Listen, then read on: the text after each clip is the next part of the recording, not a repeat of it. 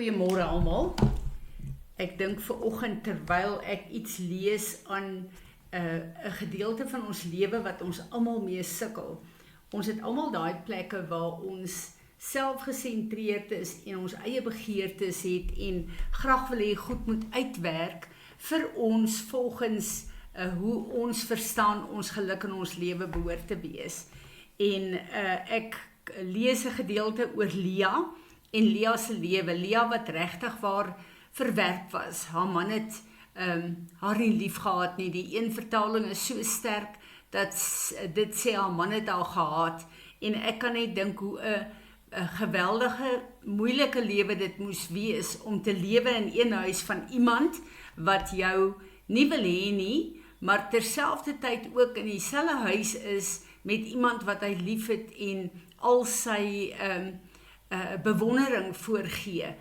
So ek kan net dink hoe moeilik was haar lewe gewees. En Lia het swanger geraak, maar sy het tot die Here gebid en gesê sy wil 'n kind hê sodat sy beter in haar man se oë kan lyk.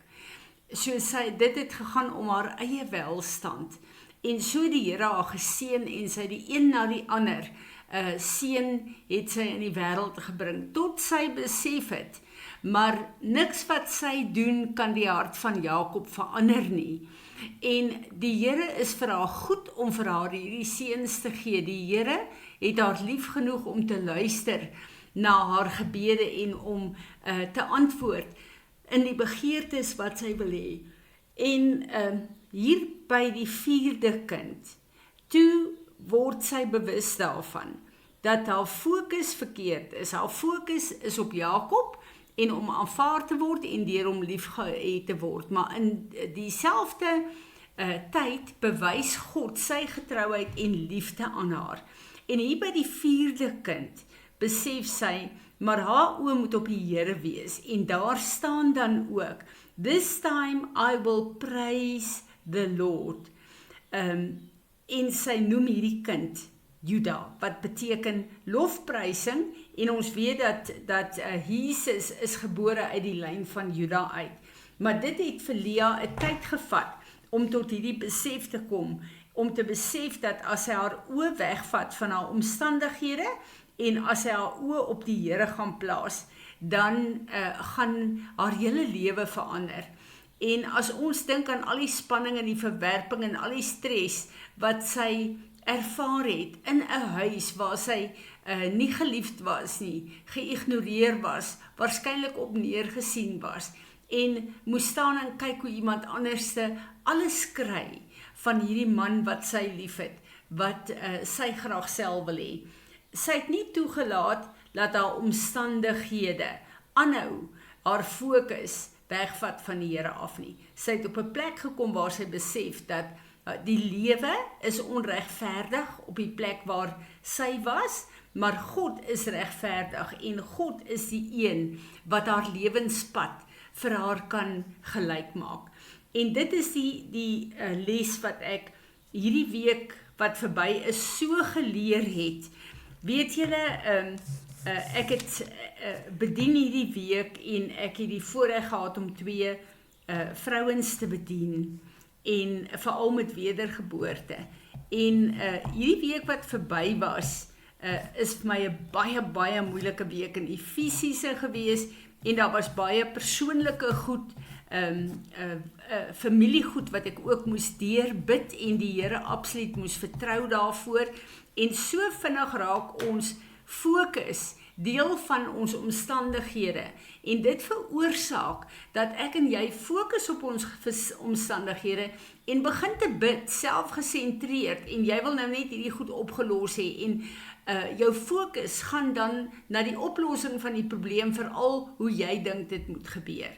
En terwyl ek hierdie 2 vrouens bedien, het ek natuurlik die woord oopgemaak, Johannes 3, 3 oor wedergeboorte, maar terwyl ek getuig en praat van die goedheid, die almag, die heiligheid, die getrouheid van ons God, van hierdie prys wat hy vir ons betaal het, wat nie bereken kan word met enige aardse currency nie. Hierdie prys wat hy betaal het, terwyl ek en jy dit glad nie verdien het nie. Ek en jy kon niks verdien aan hierdie prys wat hy betaal het nie. Hy het dit betaal vir ons terwyl ons in sonde was. En om op hierdie plek te kan staan van wedergeboorte waar jy besef, hier is nou vir jou 'n geleentheid van 'n totale nuwe mens, 'n transformasie, 'n uit een koninkryk na 'n ander koninkryk, 'n absoluut verandering van autoriteit in jou lewe.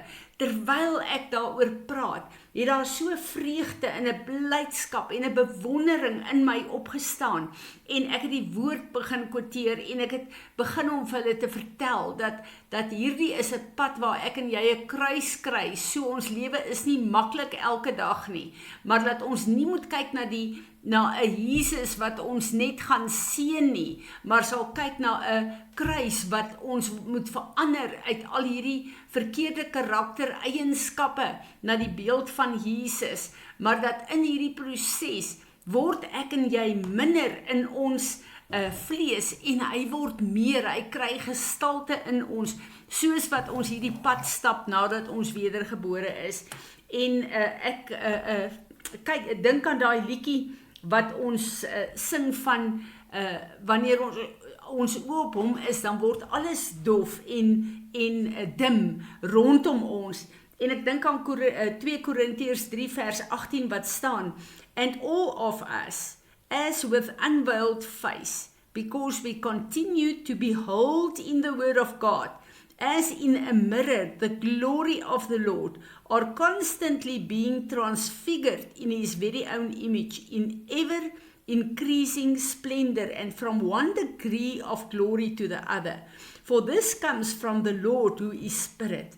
En ek ervaar terwyl ek getuig en terwyl ek hierdie 2 vrouens bedien, ervaar ek net hoe gaan die sluier voor my oë weg en hoe kyk ek in die spieël van die woord en hoe sien ek Jesus, hoe meer ek kyk, hoe meer sien ek wie hy is, hoe meer kom die glorie van die Here in my hart in, hoe meer begin my blydskap en my vreugde en hierdie bewondering van hierdie almagtige, heilige Skepper God, wat ons kom herskep het hier op aarde, hoe meer kom dit in my in, en ek besef meer as ooit, die Here wil hê, as ons dink aan Petrus, toe hy op die water moes loop, Petrus het Jesus in die oog gehou, en hy kon bonatuurlik alles doen wat die Here hom beveel het om te doen, maar die oomblik toe hy weer kyk in Efesiese, toe sink hy.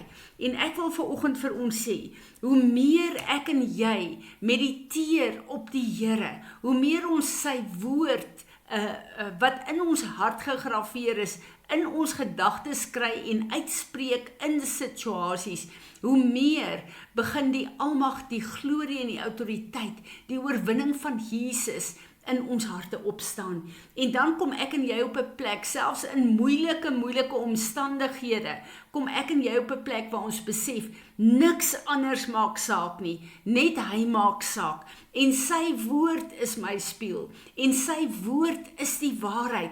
En wanneer hy sy woord in my mond gee, Jesaja 55 vers 12, en ek spreek dit uit, beloof hy my, daai woord sal in vervulling kom. Dit gaan nie leeg terugkeer nie, want sy woord is 'n krag, en sy woord is waarmee hy geskep het.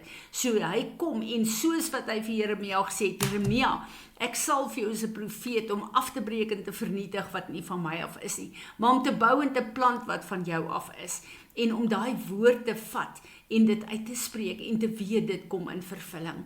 Gister terwyl ons gebid het by 'n leierskap van die dorp, daar is 'n beweging in die gang waar hulle kruise oprig in dorpe, en dan op die kruis staan daar net, soos in die hemel, so ook op aarde hier in hierdie dorp. En ek besef daai kragtige verklaring. Ek en jy het nodig om die woord uit te spreek, die verklaring te maak, want die woord van God het die krag. En dit is wat my en jou se voetstappe rig in die volheid van die Here.